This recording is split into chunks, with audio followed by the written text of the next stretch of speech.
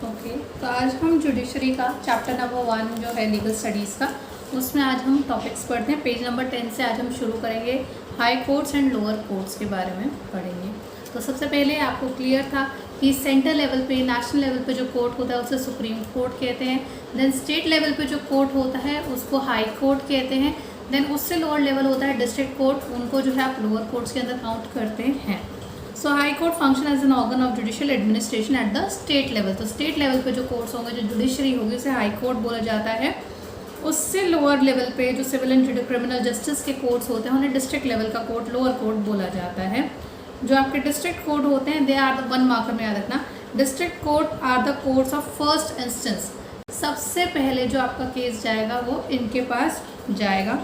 Where litigants proceed for their disputes, जहाँ पे litigants अपने जो डिस्प्यूट हैं, अपने जो मैटर्स हैं वो लेके आपका डिस्ट्रिक्ट कोर्ट में जाते हैं। तो ये 1 मार्कर में याद रखना, district court are the courts of first instance. तो आपके जो ये कोर्ट्स होते हैं, डिस्ट्रिक्ट कोर्ट होते हैं, ये फर्स्ट कोर्ट ऑफ इंस्टेंस होते हैं, कोर्ट ऑफ फर्स्ट इंस्टेंस होते हैं। सबसे पहले मामला जो है यहाँ पे दर्ज कराया जाता है। ये कोर्ट्स की टेरिटोरियल और पेक्यूनरी लिमिट्स होती है when it comes to civil cases. तो जब भी सिविल केसेस होंगे, क्रिमिनल केसेस के अंदर तो आप नॉर्मली किसी भी कोर्ट में फाइल कर सकते हो, डिस्ट्रिक्ट कोर्ट में जा सकते हो, कोई लिमिट नहीं है। आप टेरिटोरी वाइज जहाँ पे भी क्राइम हुआ आप जा सकते हो। बट आपका जो अगर सिविल केस है उसकी टेरिटोरियल लिमिट है कि वो प्रॉपर्टी या वो सिविल केस कौन से एरिया में फिट होता है, कौन से एरिया से बिलोंग करता है और कितने अमाउंट का है। उसकी पेक्यूनरी लिमिट भी होगी कि ये केस कितने अमाउंट का टोटल बनता है, तो उसकी पेक्यूनरी लिमिट भी होती है। इसी तरीके की हायरार्की आपके क्रिमिनल कोर्ट्स में भी देखने को मिलती है। Once matters are adjudicated by these courts the proceeds to the high courts on appeal. तो अगर आपका केस डिस्ट्रिक्ट कोर्ट में है, डिस्ट्रिक्ट कोर्ट में जाने के बाद आपका कुछ भी जुडिशली आपका जो है डिसीजन आता है और आप उस डिस्ट्रिक्ट कोर्ट के केस से जो भी आपका डिसीजन आया है, जो भी आपका जजमेंट आया है, you are not happy with that, तो आप हायर कोर्ट में अपील कर सकते हो। तो ये अपील जो है वो अलाउ होती है। The subordinate courts are mainly vested with establishment of facts while the appellate court deal with the interpretation of statutes, the correct application of law. So subordinate courts जो होते हैं, जूनियर कोर्ट्स जो होते हैं, वो ये फैक्ट्स को सामने रखते हैं, ये हुआ, ये हुआ, ये हुआ, ये हुआ। उसकी फाइनल इंटरप्रिटेशन की, इसके बेसिस पे जो डिसीजन लिया गया है, ये करेक्ट है या इनकरेक्ट है, वो आपका हाई कोर्ट में जाता है। The high court has the power to issue within their jurisdiction orders or writs, including the writs which are in the nature of habeas corpus, mandamus, prohibition, quo warranto, certiorari for enforcement of fundamental rights and for any other purposes.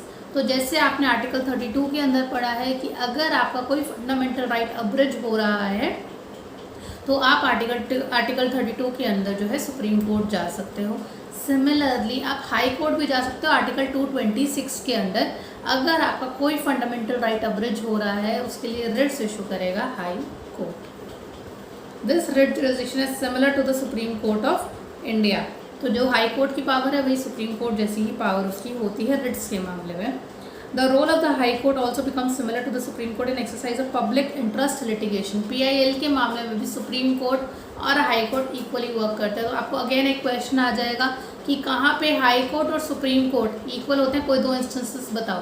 तो आप कह सकते हो supreme Court और high court PIL के मामले में same work होते हैं, सेम फंक्शनिंग होती है, और रिट्स के मामले में भी they act as same. Furthermore, each high court has power of superintendence over all courts within the jurisdiction. It can call for records from such courts, make an issue and general rules and prescribe form to regulate their practice and proceedings and determine the manner and form in which book entries and accounts are kept. तो high court is like my बाप of all the district court falling under its jurisdiction. तो high court जो भी state का है उसके अंदर जितने भी डिस्ट्रिक्ट कोर्ट लगेंगे उन सब का जो है किस तरह का फॉर्मेट होगा, किस तरह से वर्किंग होगी, वो सब जो है हाई कोर्ट के अंडर आता है। हाई कोर्ट उससे डील करेगा, हाई कोर्ट उनके ऊपर नज़र रख सकता है। Next topic is independence and impartiality of Indian judiciary. आपका इसके अंदर जो है हम 2 चीज़ों से डील करेंगे। सबसे पहले आपकी एक थ्योरी आती है, the theory of constituent mechanism. The theory of constituent mechanism of independence of judiciary defines judiciary independence in terms of its independence of its judges। तो आपको क्या बोलते हैं कि जुडिशरी के ऊपर एक बहुत क्लियर बात बोली जाती है हमारे देश में, अगर लोगों को न्याय चाहिए तो हमारे जुडिशरी, हमारा जो न्यायालय है, हमारी जो जुडिशरी है वो फ्री फ्रॉम एनी बर्डन होनी चाहिए, उसके ऊपर किसी का कोई दबाव नहीं होना चाहिए, ये फ्री होने चाहिए, ये इंडिपेंडेंट होने चाहिए। और एक जुडिशरी को रन कौन करता है, जुडिशरी के ऊपर बैठता कौन है, जुडिशरी में जाता कौन है, जजेस। तो जजेस की आज़ादी बहुत इम्पॉर्टेंट है अगर आप चाहते हो कि जुडिशरी इंडिपेंडेंट होकर काम करे, जुडिशरी पे कोई दबाव ना हो। तो if you want independence of judiciary we should look या we should aim for independence of जजेस ऑल्सो, उनको भी पावर्स मिलनी चाहिए, तभी वो फ्री होके काम कर पाएंगे। So the theory of constituent mechanism focuses more on जजेस। जजेस ought to function in an unbiased manner. जज तभी अनबायस हो पाएगा जब उसको आज़ादी होगी, उसको डर नहीं होगा कि भाई मेरे किसी डिसीजन की वजह से मुझे निकाल दिया जाएगा, मुझे हटा दिया जाएगा। तो इंडिपेंडेंस ऑफ जुडिशरी और इम्पार्शियलिटी ऑफ जजेस, ये दो अलग अलग चीज़ें हैं। सबसे पहले तो ये समझना, इंडिपेंडेंस ऑफ जुडिशरी जो है वो ये कहता है कि जो इंस्टीट्यूशन है जुडिशरी का, ये जो आपका एक ऑर्गेनाइजेशन बना है जुडिशरी, एक शब्द बना है कि पूरा आपका एक अपने आप में एक इंस्टीट्यूशन है, उसकी आज़ादी की बात होती है, उसकी इंडिपेंडेंस की बात होती है इंडिपेंडेंस ऑफ जुडिशरी में। वेयर एज इम्पार्शियलिटी ऑफ जजेस के अंडर हम लोगों की बात कर रहे हैं, हम इंस्टीट्यूशन की बात नहीं कर रहे, हम उन लोगों की बात कर रहे हैं जो उस इंस्टीट्यूशन को चलाते हैं। We are talking about the actors who are running that judiciary, so they are related, they have to be studied in conjunction together, कि इन दोनों को, अगर हम इंडिपेंडेंस ऑफ जुडिशरी की बात कर रहे हैं तो हमें इंडिपेंडेंस ऑफ जजेस की बात करनी पड़ेगी, और अगर हमें जजेस की फ्रीडम या उनकी जो है इम्पार्शियलिटी की बात करनी है तो हमें जुडिशरी को देखना होगा कितनी फ्री है। तो ये दोनों एक दूसरे से रिलेटेड है, एक दूसरे के कॉम्प्लीमेंट्री हैं, इन दोनों को एक साथ ही पढ़ा जाएगा, इनको अलग अलग नहीं पढ़ा जाएगा, क्योंकि जुडिशरी को चलाने वाले लोग कौन हैं, जजेस हैं। जजेस ही फ्री नहीं होंगे तो जुडिशरी कैसे वर्क करेगी, और जुडिशरी ने अगर कुछ राइट्स नहीं दे रखे जजेस को तो फिर जजेस कैसे डिसीजन लेंगे। तो दोनों एक दूसरे से कनेक्टेड हैं। So one must note independence of judiciary and impartiality of जजेस exist as two different concept, the former referring to the institution and latter referring to its constituent actors. The concept of impartiality of judges can be understood within the framework of independence of judiciary. तो जजेस impartial तभी होंगे जब judiciary independent होगी, उस पर किसी मंत्री का, किसी एग्जीक्यूटिव का, लेजिस्लेचर का कोई दबाव नहीं होगा, वो फ्रीली अपने डिसीजंस ले पाएंगे। Now provisions relating to independence, relating to the institution of judiciary. हमारे कॉन्स्टिट्यूशन में बहुत क्लियरली लिखा हुआ है कि पार्लियामेंट के पास, मतलब कि लेजिस्लेचर के पास पावर नहीं है कि वो सुप्रीम कोर्ट की पावर को कम कर दे, सुप्रीम कोर्ट की जो एबिलिटी है उसको कम कर दे। सिविल केसेस में पार्लियामेंट के पास सिर्फ इतनी पावर है कि कितने अमाउंट के केस स्टेट कोर्ट में जाएंगे, कितने अमाउंट का केस हाई कोर्ट में जाएगा और कितने अमाउंट का केस सुप्रीम कोर्ट में जाएगा। इससे ज़्यादा कोई पावर जो है आपके पार्लियामेंट के पास नहीं है। बट वहीं पे देखा जाए सुप्रीम कोर्ट और हाई कोर्ट, उनके पास बहुत सारी पावर्स हैं अपनी एफिशिएंट फंक्शनिंग के लिए, अपनी स्मूथ फंक्शनिंग के लिए।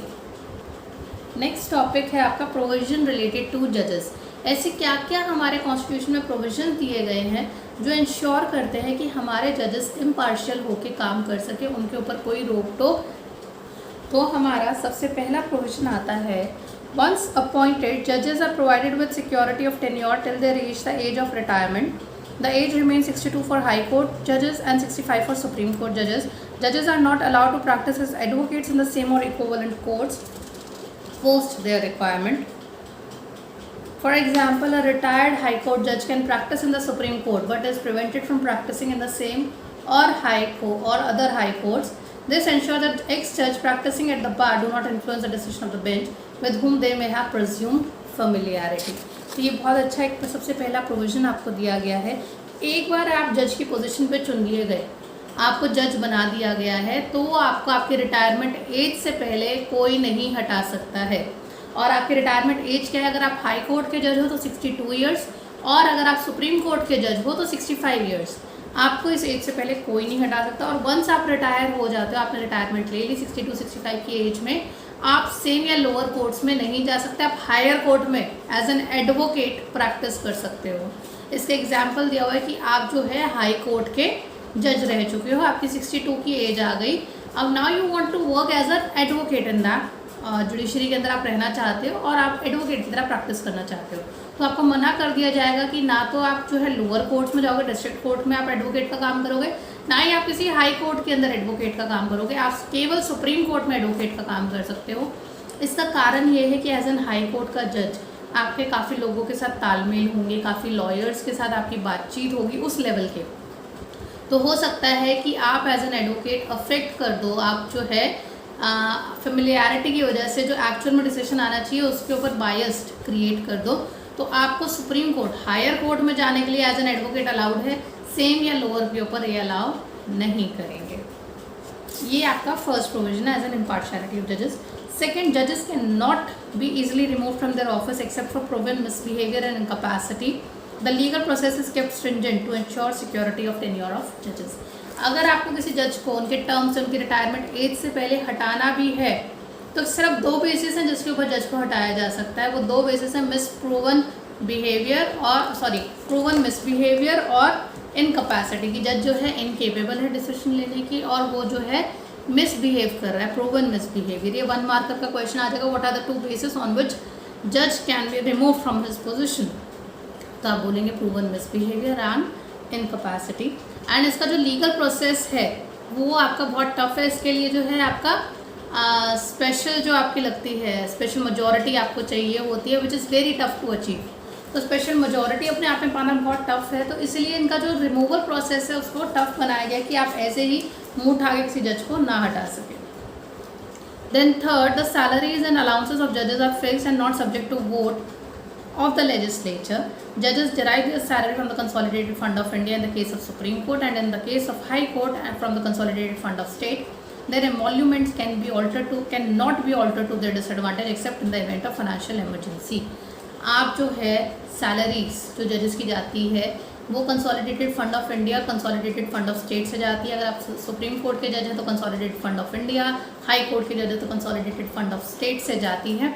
एंड उसको कोई मंत्री कम नहीं कर सकता, उसको सिर्फ आप बढ़ा सकते हो, कम नहीं कर सकते। और कम अगर करनी भी है तो सिर्फ उसका एक इंस्टेंस है जो फाइनेंशियल इमरजेंसी देश में लगेगी, जो टचवुड अभी तक नहीं लगी है। तो जज की सैलरी भी अफेक्ट नहीं होती। जज को ये डर नहीं रहेगा, देखो सबसे पहले तो ये डर हटा दिया कि तुम्हें कोई तुम्हारी पोजीशन से, तुम्हारी रिटायरमेंट से पहले हटा देगा, नहीं हटा रहे। अगर हटाने की बात भी हो तो उसका प्रोसेस इतना टफ कर दिया कि वो अपने आप में आसान नहीं है। थर्ड चीज़, आपकी सैलरी क्लियरली बोलती है कि सैलरी कम नहीं होगी अनटिल अनलेस फाइनेंशियल इमरजेंसी लग जाए, उसके अलावा आपकी सैलरी कोई कम नहीं कर सकता। तो आपको ये सारे फायदे देते जा रहे हैं कि आप जो है निश्चिंत हो जाओ कि मेरी ना तो नौकरी जाएगी ना मेरी सैलरी कटेगी, मैं अपना फ्री माइंड के साथ डिसीजन ले सकता हूँ, मुझ पर किसी का कोई दबाव नहीं है। देन फोर्थ पॉइंट जो जजेस के फेवर में किया गया है, the judicial conduct of the जजेस has been kept immune from the examination by other constitutional organisation. The conduct of जज of both supreme court and high court can not be discussed in the parliament और state legislature except when a motion for the removal of जज is being presented to president. आप जो है जज ने जो भी डिसीजन लिया है कोर्ट में उसके खिलाफ पैरवी नहीं हो सकती, उसके खिलाफ जो है कोई डिस्कशन नहीं होगी, कोई डिबेट नहीं होगी, एक्सेप्ट जहाँ पे ये बात होगी जज को रिमूव करना है, उस मुद्दे के अलावा आप कहीं पे भी जज के लिए डिसीजन को आप क्रिटिसाइज नहीं कर सकते हैं। पार्लियामेंट में बैठ के एग्जीक्यूटिव या लेजिस्लेचर को ये हक नहीं है, तो जज अब इस चीज़ से भी फ्री हो जाता है।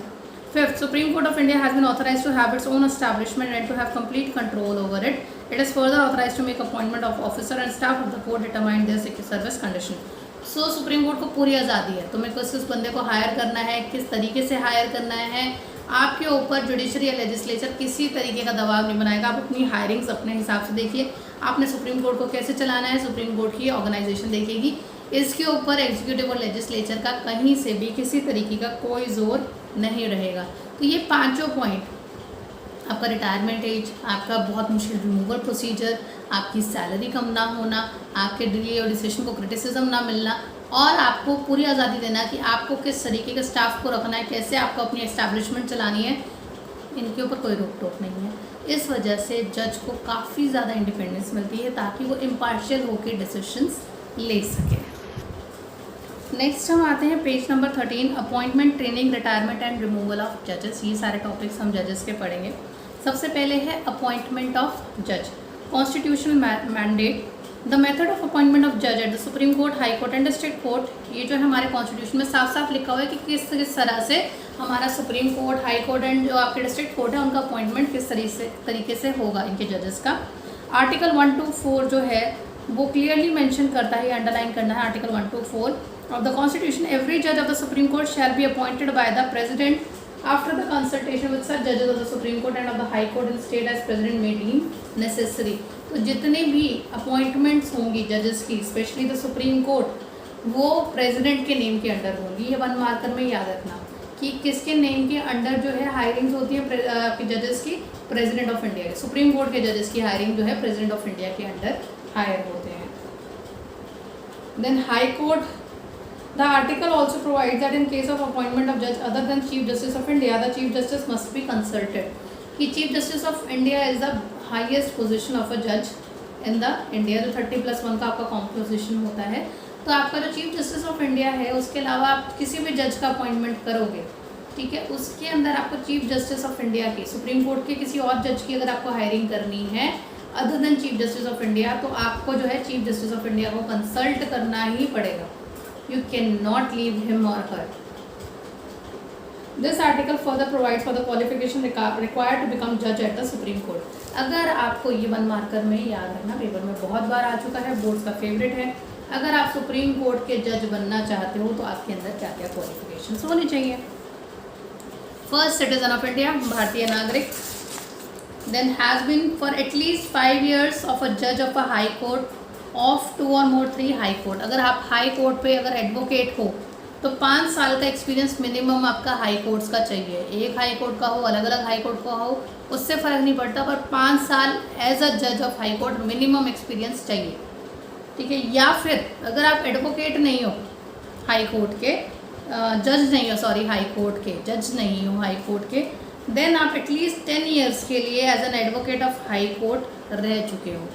तो अगर या तो आप जज ऑफ हाई कोर्ट रह चुके हो 5 साल के लिए, या फिर एडवोकेट ऑफ हाई कोर्ट रह चुके हो 10 सालों के लिए, ठीक है, तो आप बन सकते हैं। दोनों में से कोई एक कंडीशन सेटिस्फाई होनी चाहिए, या फिर प्रेसिडेंट को खुद ही लगता है कि आप बहुत अच्छे जूरिस्ट हो, बहुत अच्छा डिसीजन लेते हो, that is all together a different thing. उसके अलावा आर्टिकल 217 जो है हाई कोर्ट के जजेस की क्वालिफिकेशन को बताता है।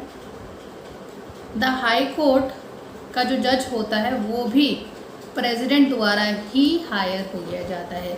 तो हाई कोर्ट की और सुप्रीम कोर्ट की जज की जो हायरिंग होती है वो प्रेसिडेंट के नेम के अंडर ही होती है।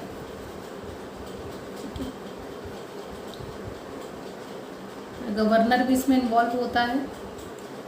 एंड जब chief justice of high court की जब हायरिंग होती है तब तो chief justice of high court को नहीं काउंटर किया जाता है, उससे कंसल्ट नहीं किया जाता, बट अदर जो जजेस हैं हाई कोर्ट के, उसके हायरिंग के लिए आपको chief justice of high court को कंसल्ट करना ही पड़ेगा। तो सिमिलरली सुप्रीम कोर्ट के जजेस हैं उनके लिए चीफ जस्टिस ऑफ इंडिया को कंसल्ट करो, हाई कोर्ट के जजेस हैं तो उनके लिए chief justice of high court को कंसल्ट करो। The qualification of a high court जज, अब आपको हाई कोर्ट का जज बनना है तो उसकी क्वालिफिकेशन सुनो। Citizen of India which is matching with the previous one, सब में रहेगी सिटीजन ऑफ इंडिया की। Has for at least 10 year held as a judicial office in India, जिसका 10 साल का जुडिशियल एक्सपीरियंस, जुडिशियल ऑफिस होना चाहिए। Has for at least 10 year has been an advocate in high court और 2 or more such high court. High court में 10 साल at least advocate रहा हो। तो अगर आपको सुप्रीम कोर्ट का जज बनना है या हाई कोर्ट का जज बनना है, दोनों के लिए एक चीज़ कॉमन है एडवोकेट लेवल पे कि आपको हाई कोर्ट का एज एन एडवोकेट 10 साल का एक्सपीरियंस चाहिए हो। तो पेपर में ये लाइन आई हुई है कि XYZ या मिस्टर एक्स या मिस्टर रमेश जो हैं उनका as an advocate of high court 10 years का एक्सपीरियंस है, 10 साल से वो एडवोकेट रह चुके हैं हाई कोर्ट के लिए। तो बताओ वो कौन सी पोजीशन के लिए जा सकते हैं, सुप्रीम कोर्ट के जज के लिए, हाई कोर्ट के जज के लिए, दोनों के लिए या किसी के लिए नहीं? तो इसका आंसर होगा दोनों के लिए जा सकते हैं। सुप्रीम कोर्ट और हाई कोर्ट दोनों की जज की पोजीशन के लिए ये क्वालिफिकेशन इनफ है। क्लियर है? And for the district and subordinate court, lower level के कोर्ट के लिए आर्टिकल 233 लगता है। अपॉइंटमेंट ऑफ डिस्ट्रिक्ट जजेस इन state shall be made by governor of the state. ये 1 मार्कर का डिफरेंस है। हाई कोर्ट और सुप्रीम कोर्ट के जजेस जो हैं वो प्रेसिडेंट के नेम के अंडर अपॉइंट होते हैं, और डिस्ट्रिक्ट कोर्ट या लोअर कोर्ट के जो आपके जजेस हैं वो गवर्नर के अंडर अपॉइंट होते हैं। ठीक है। अपॉइंटमेंट ऑफ डिस्ट्रिक्ट ऑफ जजेस in any state shall be made by the governor of the state consultation with high court exercising jurisdiction in relation to such state. The qualification to become district जजेस, आप judicial service के member रह चुके होंगे and आपका minimum 7 years का as a lawyer experience होना चाहिए। 7 ईयर्स का एक्सपीरियंस। इसको पढ़ो, कोई डाउट है तो पूछो। अब हमारा अगला टॉपिक जो आता है वो current practice in the appointment of जजेस आता है कि हमारे यहाँ जजेस का अपॉइंटमेंट कैसे होता है सुप्रीम कोर्ट के और हाई कोर्ट के। तो उसके लिए इंडिया में कॉलेजियम मॉडल चल रहा है, तो इसके ऊपर बहुत कंट्रोवर्सी हो रही है कि ये मॉडल करेक्ट है, इनकरेक्ट है, होना चाहिए, नहीं होना चाहिए। तो इसके ऊपर बहुत कंट्रोवर्सी हो रही है, बट करंटली ये प्रैक्टिस होती है, जिसमें हम पहले सुप्रीम कोर्ट को पढ़ेंगे कि सुप्रीम कोर्ट के जजेस को कैसे सेलेक्ट किया जाता है। तो इसमें फर्स्ट स्टेप होता है कि chief justice of India, CJI represent chief justice of India, वो सीनियर मोस्ट जो 4 सीनियर मोस्ट जजेस हैं सुप्रीम कोर्ट के, उनके साथ बैठकर लिस्ट प्रिपेयर करता है। तो chief justice of India along with 4 senior most जजेस of Supreme Court they prepare a list कि किस किस को जो है हम इसके अंदर सुप्रीम कोर्ट का जज बना सकते हैं। फिर CJI जो है अपनी recommendation union minister of law and justice को देता है कि आप जो है हमारी लिस्ट ये है, आप इसको देखिए, आपको कोई रिकमेंडेशंस हैं या कुछ है तो आप बताइए, तो इस लिस्ट को हम फॉरवर्ड कर सकते हैं। तो union minister of law and justice जो है उसी लिस्ट को आगे फर्दर PM को देता है, प्राइम मिनिस्टर को देता है। UMLJ is union minister of law and justice. ये आगे PM को बताता है कि ये लिस्ट आई है, अप्रूव कर दीजिए। PM आगे ये लिस्ट प्रेसिडेंट को देता है और कहता है आप अपनी असेंट दीजिए, यहाँ पे सिग्नेचर कर दीजिए ताकि इनको सुप्रीम कोर्ट का जज बनाया जा सके। तो Supreme Court is not very tough, 4 simple steps and things are done. अब मज़ा आता है हाई कोर्ट में, which is toughest, which is so confusing, and आपसे यही पूछेंगे क्योंकि मुश्किल चीज़ है, इजी चीज़ नहीं पूछते। तो हाई कोर्ट के अंदर क्या होता है कॉलेजियम मॉडल में कि chief justice of high court, CJHC का मतलब है chief justice of high court, जो है 2 सीनियर मोस्ट जजेस ऑफ हाई कोर्ट के साथ बैठता है, लिस्ट प्रिपेयर करता है।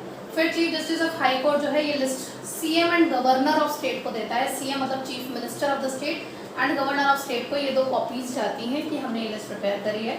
आगे जो है गवर्नर क्या करता है, इस लिस्ट को union minister of law and justice को देता है कि ऐसे ऐसे हमारे पास लिस्ट आई है, we have approved of it, हमने इसको अप्रूव कर दिया है। Union minister of law and justice UMLJ again, वो जो है आगे CJI से डिस्कशन करता है, चीफ जस्टिस ऑफ इंडिया को भेजता है कि ऐसे जो है हमारे पास ये लिस्ट आई है।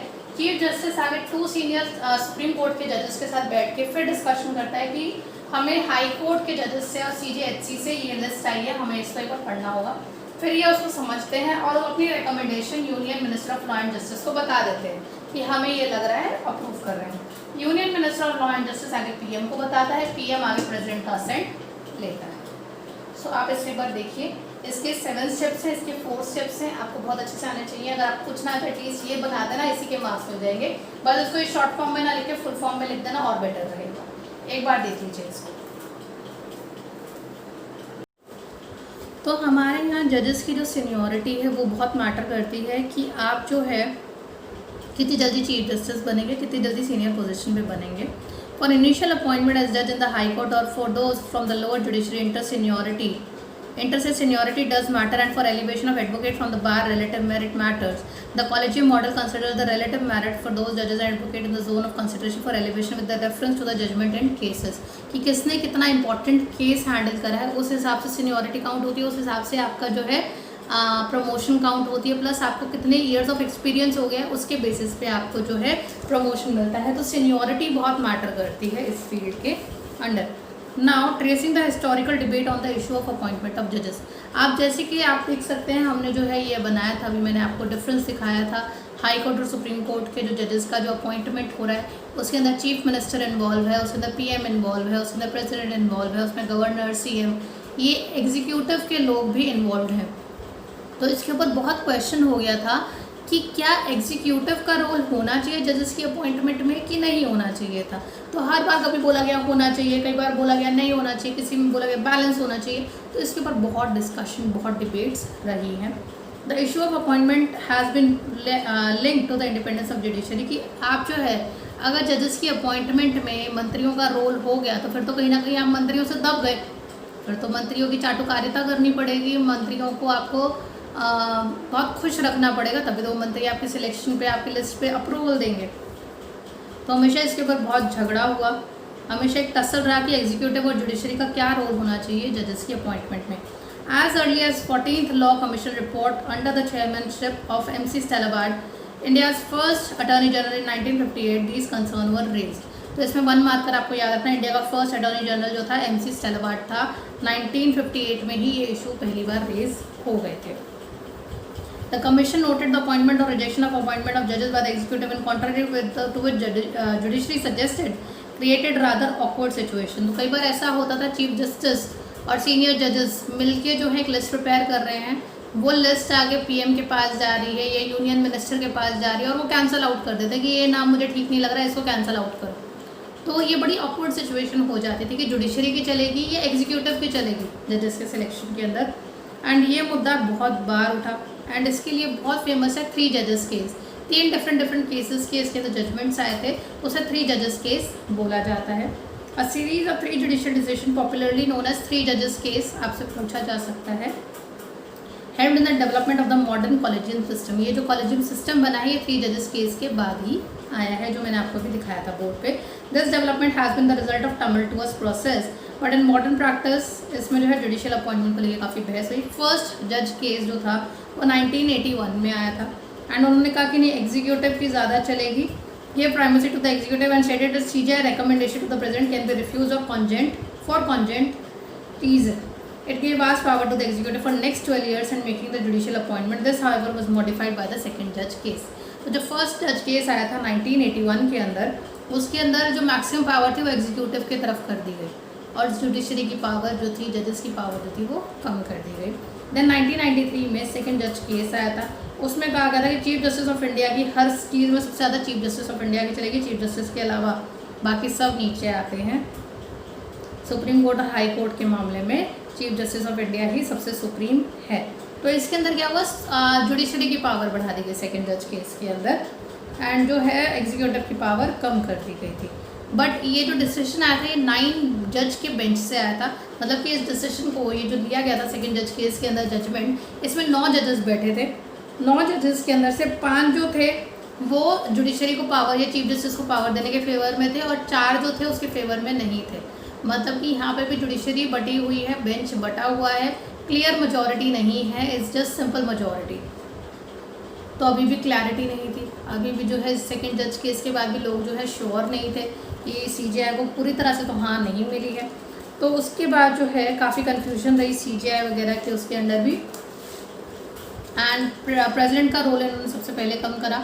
Letter in 1998 the supreme Court in a presidential reference emphasized upon the role of consultation and held that process of appointment of judges to the Supreme Court and High Court is an integrated participatory consultative process. The Chief Justice of India affirms upon his opinion after the consultation of plurality of judges. His opinion is formed by a senior body of judges. तो ये आपका third जज case आया 1998 के अंदर और clearly बोल दिया गया था कि चीफ जस्टिस ऑफ इंडिया की भी अकेले नहीं चलेगी, वो बाकी के सीनियर जजेस के साथ डिस्कस करेगा, बट आपको प्रेसिडेंट का अप्रूवल चाहिए होगा। प्रेसिडेंट का अप्रूवल भी बहुत मैटर करता है।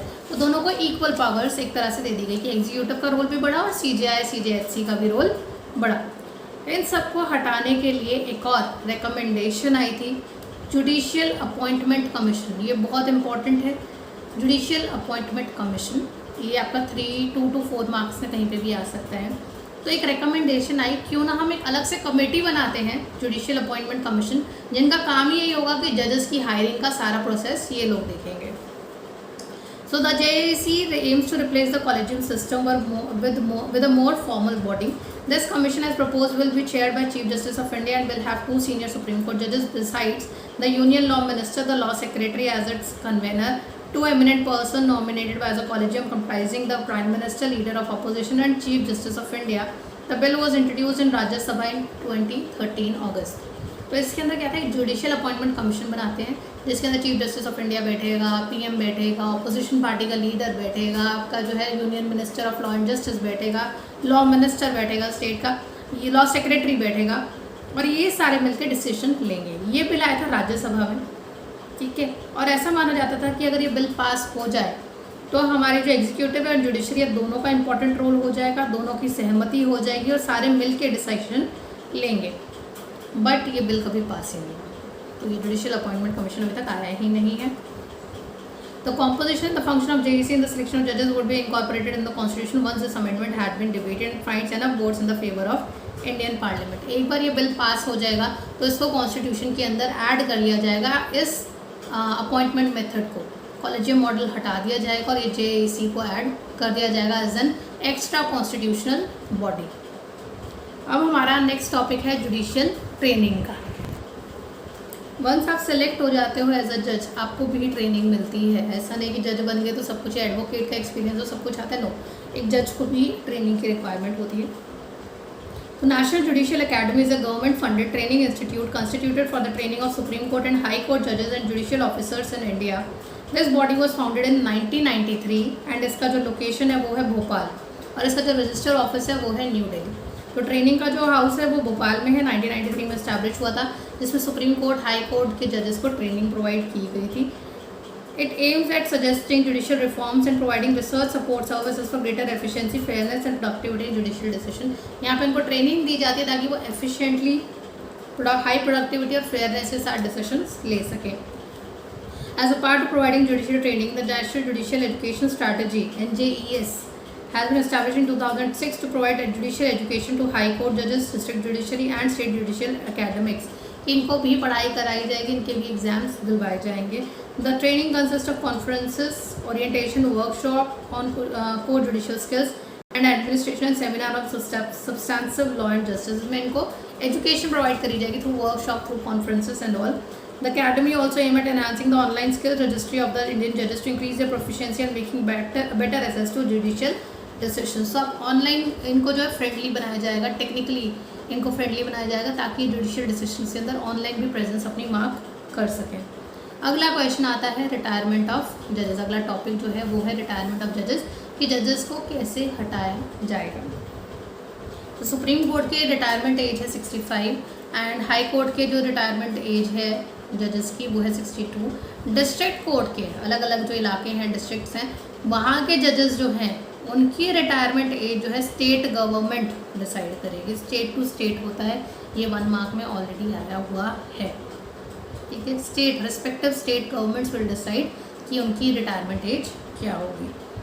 The retirement age of a जज as specified in the constitution has been subjected to intense debate. इसके ऊपर भी बहुत मुद्दा उठा। कोई कहता है कि 65 एज कम है, 62 एज कम है, एटलीस्ट 70 करो, अलग अलग देशों को देखो। तो जजेस जो है इसमें ये बोला गया कि हाई कोर्ट के भी जजेस की जो रिटायरमेंट एज है 62 की जगह 65 कर दी जाए, सुप्रीम कोर्ट की तरह। However, since the bill is still being debated, the parliament has no legal effect। अभी भी ये बिल पास नहीं हुआ है। Similarly, the Vacate Chalia Committee formed to review the working of the Constitution suggests to increase the retirement judge of Supreme Court from 65 to 68।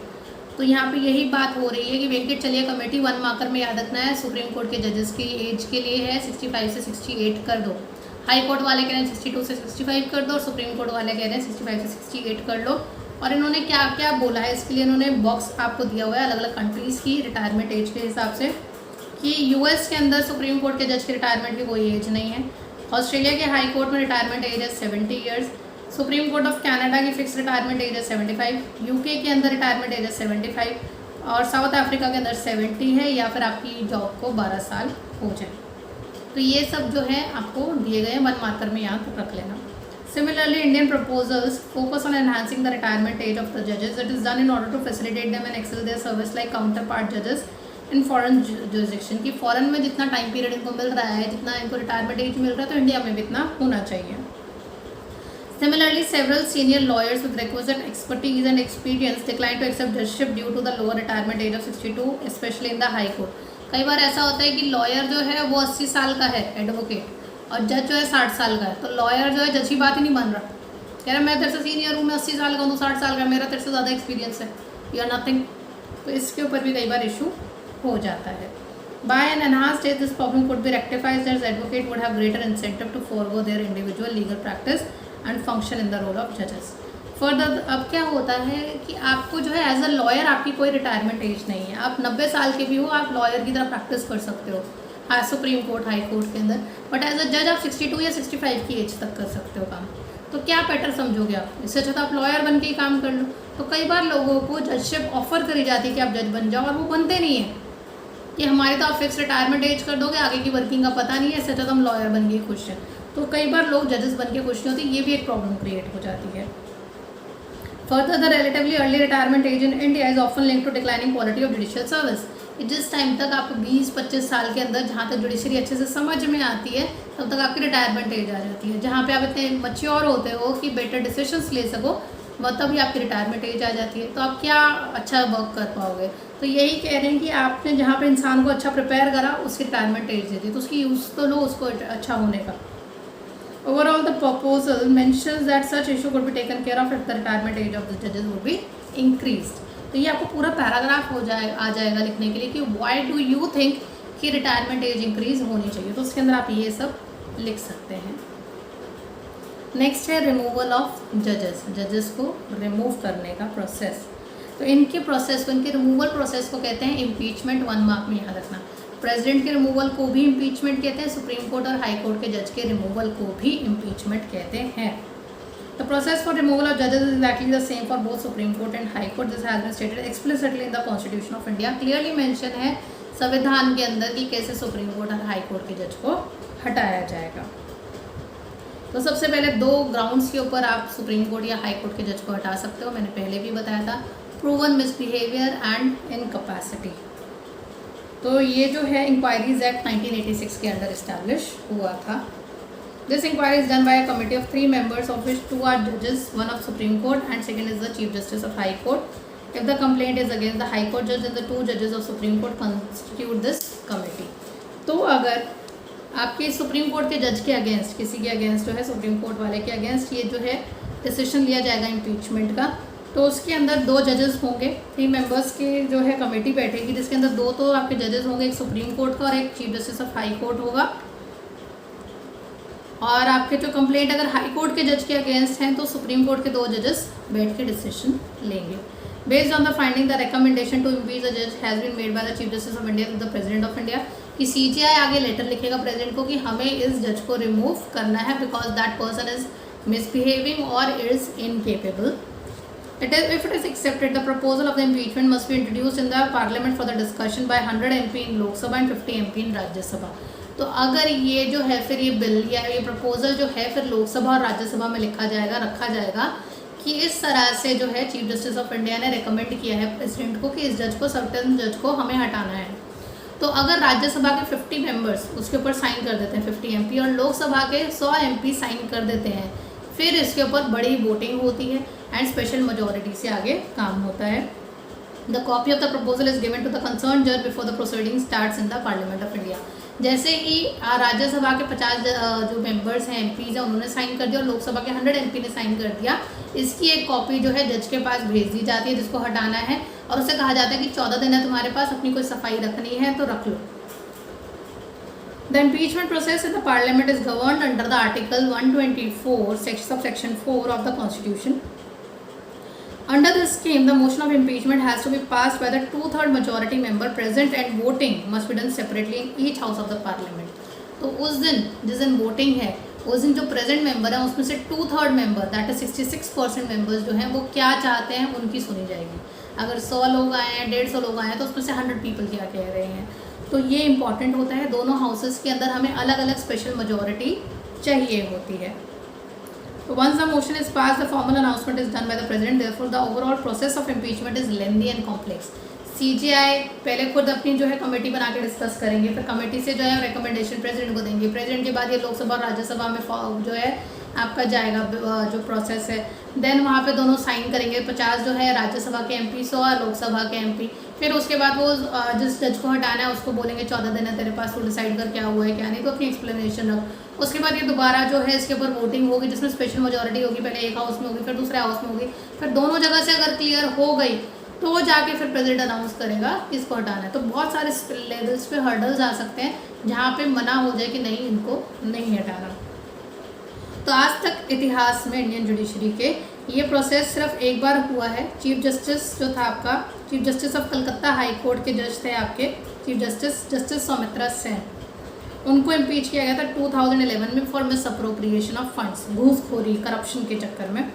उससे पहले 1991 में impeachment process जो है जस्टिस V रामास्वामी के अगेंस्ट शुरू हुआ था। He was chief justice of Punjab and Haryana, but उनको 2/3 का वोटिंग क्राइटेरिया से वो क्लियर नहीं हुआ था कि 2/3 लोगों ने उनके अगेंस्ट वोटिंग नहीं करी थी, स्पेशल मेजॉरिटी से वो बच गए थे, स्पेशल मेजॉरिटी से वो उनका वोटिंग क्लियर नहीं हुआ था या उनको आउट नहीं करा गया। तो इसका वन मार्कर में याद रखना, चीफ जस्टिस सौमित्रा सेन के अगेंस्ट इम्पीचमेंट पास हुआ है। तो आज के लिए हम इतना ही रखते हैं।